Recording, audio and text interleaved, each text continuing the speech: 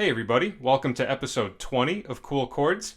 Today we're going to be taking a look at one of the most classic 90s songs of all time by Soundgarden. You probably guessed it already, the song is Black Hole Sun. Hope you enjoy.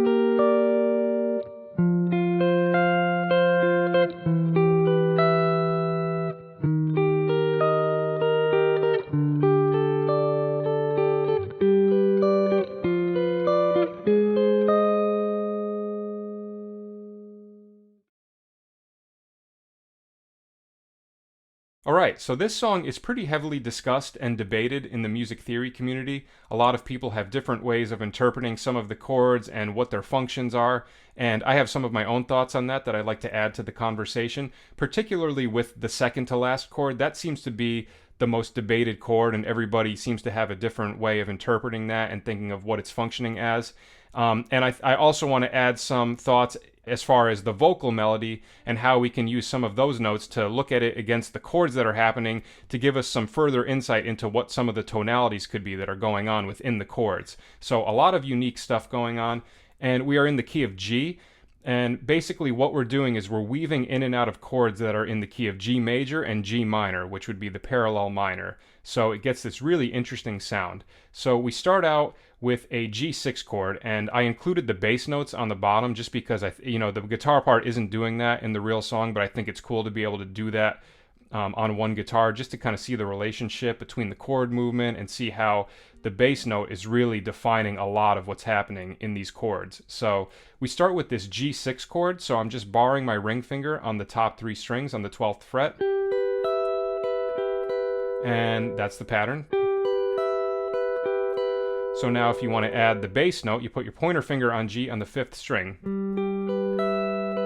So intervallically, the voicing is 1, 3, and 6. Okay, so we're starting on the 1 major chord. Then we go to a B flat 6 chord.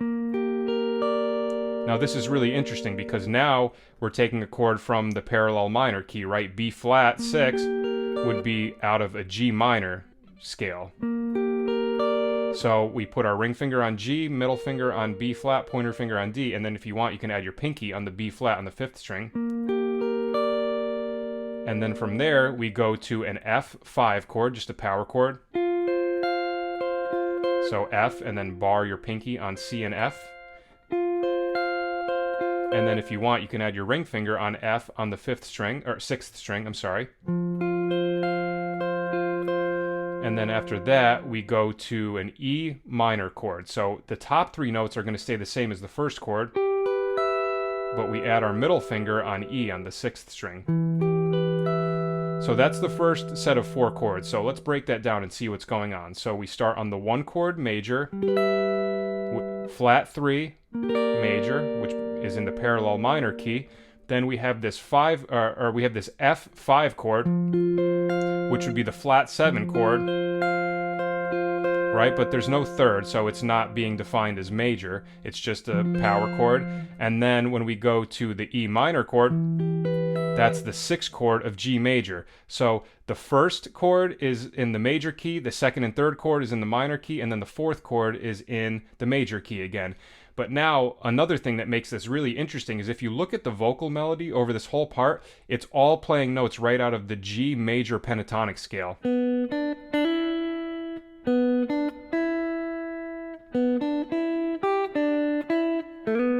Now, those notes can give us some more insight into the tonality of each of these chords. So the first one just outlines that G6 sound. But now, right here, this is really cool. So when we play that B flat 6 chord, the vocal melody is playing an E note, which would be the sharp 11 against B flat. So we can think of that as a B flat Lydian sound, right? So if you were doing a chord melody, that would work.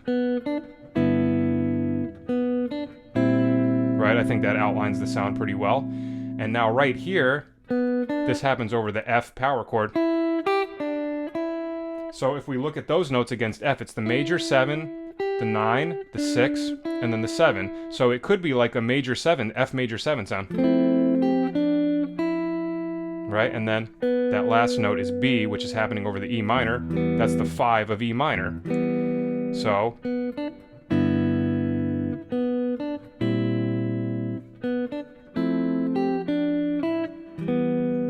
right? So I would think of it like that in terms of looking at the vocal melody against those voicings and how it can kind of give us a little bit more information in terms of the tonality. And then this next part, this is the one part now where he really outlines the minor sound. So that's what the vocal melody does, the hides the face, right? And over that part, we switch to an E flat major chord. So I'm doing a little bit of a weird fingering because it's easier than doing this. I find that if I do this, sometimes I accidentally get the 5th and 4th string ringing out, which I don't want. So this is an E flat major chord, so another chord that's coming out of the minor key. It's the flat 6 chord of G minor. So I put my pointer finger on E flat, then I jump up, put my pinky on G on the 3rd string, then middle finger on B flat, ring finger on E flat. Okay, so that's very clearly G minor, and then also this chord, D sus chord, so that's definitely the 5 chord of G minor. Technically it could be major too, because we're not really defining a 3rd in the key, the chord. So that one is pointer finger on D, then put your ring finger up on G, and then you bar across 10 on the 2nd and 1st string. So now it's flat 6, 5. Now right here is where it gets really interesting. This is really complicated. It took me forever to really get to the point where I can play this.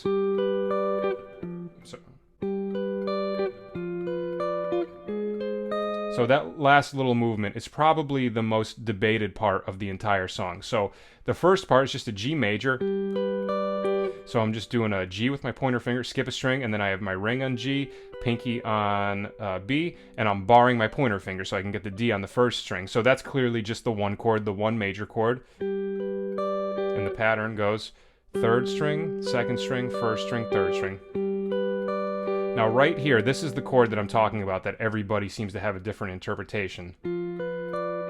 So it's F, B, and D. So looking at that, you could say that that's a B diminished chord over F.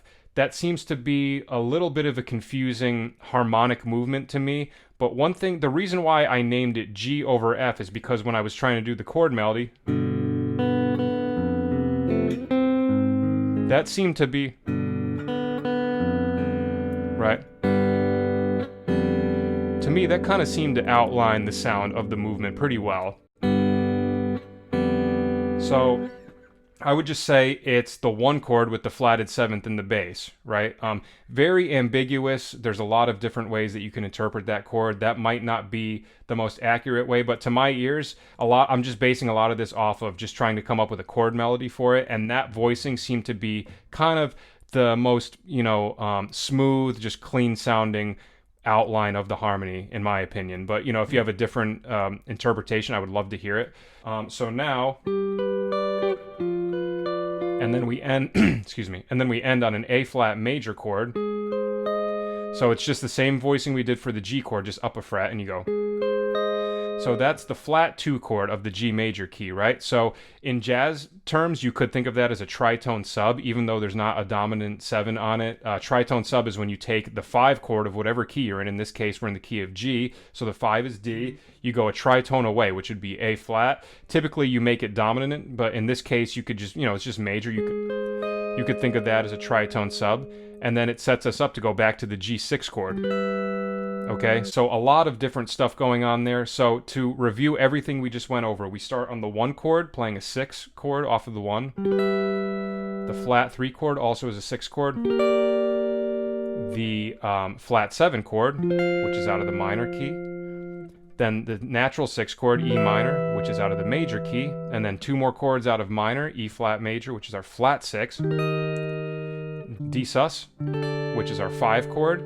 And then we end with a major, G major, which is the 1, then the 1 with the flatted 7th in the bass, and then the flat 2, A flat, which can be thought of as a tritone sub. So a lot of really unique stuff going on there, and I love how interesting the vocal melody is against all of that. You know, I never really thought about what's happening in that vocal melody, but then when I figured it out, I was like, wow, that's crazy, because he's really hinting at G major for the, you know, the majority of the beginning part until he hits that B flat note. And it's amazing that he's weaving in and out of these, you know, chords from the parallel minor key. It just works so well. All right, so it's a little tricky doing this with the bass notes in the bottom. I've done multiple takes and screwed up every time, so hopefully I will get it this time.